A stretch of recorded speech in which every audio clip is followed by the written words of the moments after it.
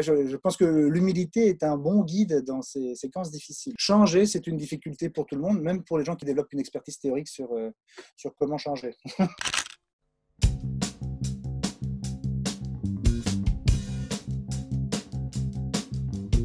Mon nom, c'est Bruno Bussuge. Je suis coach. C'est l'essentiel de mes interventions, des accompagnements sur mesure. Mon expertise, c'est le décodage des relations et les rendre efficaces au service d'un objectif professionnel. C'est pas ça que je fais, quoi. L'organisation, j'ai la chance d'avoir un bureau que j'ai converti en studio de télé pour animer des séquences en distanciel. Donc j'ai rapatrié 3 lampes différentes pour croiser les lumières. Je me suis formé déjà aux outils digitaux, donc je suis devenu assez incollable en Zoom, Webex, Teams et ce genre de plateforme de visio. Je me suis formé à des outils collaboratifs aussi comme Klaxoon, comme Metro Retro, enfin un certain nombre d'outils. La forme, en fait, j'ai la chance d'animer un parcours certifiant pour Abilways en intra chez Bouygues Télécom. Et le parcours a été maintenu, a été complètement basculé en distanciel, ce qui fait qu'il y avait déjà une matière immédiate. Et donc j'ai bénéficié là de l'aide de Abilways où on s'est tous mis, on se dit comment ça marche, c'est plus fatigant, c'est plus abstrait, on a beau voir une fenêtre vidéo, mais on ressent pas les personnes, donc il y avait quand même pas mal d'adaptations, de tests à faire et personne n'avait de repères en fait, tout le monde tâtonnait beaucoup, donc c'était une expérience humaine intéressante. Je me suis beaucoup inspiré des cours de média training. Il faut mieux garder l'œilleton de la caméra, donc il y a un petit côté un peu tournage, je trouve. Il faut que ça envoie, sinon ça va être pas suffisamment énergisé, les personnes sont chez elles avec les gamins pas loin, enfin la plupart faisaient comme ils pouvaient en termes des situations des apprenants, ils n'étaient pas organisés, ils faisaient comme ils pouvaient. Donc il fallait vraiment mettre beaucoup d'énergie pour qu'on retrouve en fait une qualité d'attention. Il y a quelque chose d'une plus grande conscience de ce que je dégageais, parce que je l'ai travaillé.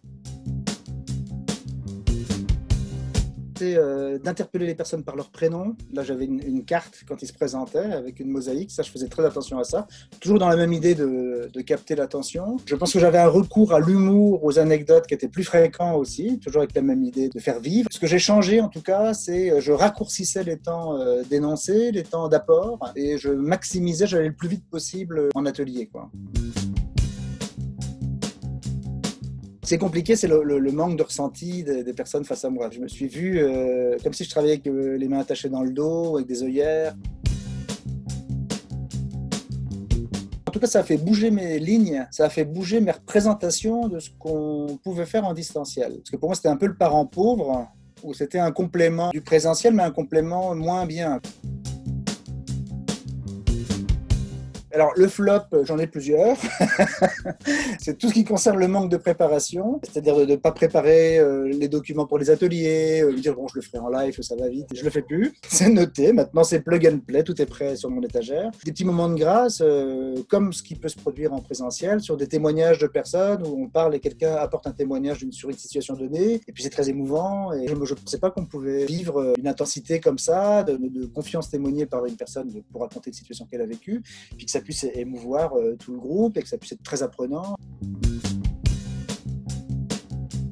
Dans le parcours qui consiste à pitcher son projet, elle a fait beaucoup bouger la façon dont elle s'y prenait, du côté très extérieur, très froid, très technique, puis elle y a mis du cœur et c'était très beau, et du coup ça devenait super intéressant, super émouvant, puis elle-même a été surprise parce qu'elle a pris du plaisir à le faire. Alors, je sais pas si c'est une surprise, mais en tout cas ça m'a permis d'éprouver que c'est jamais facile et que ça fait vivre des choses très personnelles. Moi c'est ce que j'ai vécu, donc ça me renforce dans ma position d'être humble en fait quand on se propose d'accompagner quelqu'un dans un apprentissage ou dans une situation donnée. Le secret que j'ai utilisé, c'est un secret en tout cas, quand les séquences sont découpées avec des pauses plus fréquentes. Sur une journée de 7 heures, c'était des séquences d'1h30 à 2 heures, pas plus, avec des pauses d'au moins 30 minutes. Et pendant ces pauses-là, je faisais 2 choses différentes. Comme j'ai la chance d'avoir un petit jardin et que je me suis lancé dans le potager, donc je voir où en étaient mes tomates, ou je lisais quelque chose qui n'avait rien à voir. Donc j'avais des textes courts et ça me permettait de me ressourcer. Expérience ou privilège.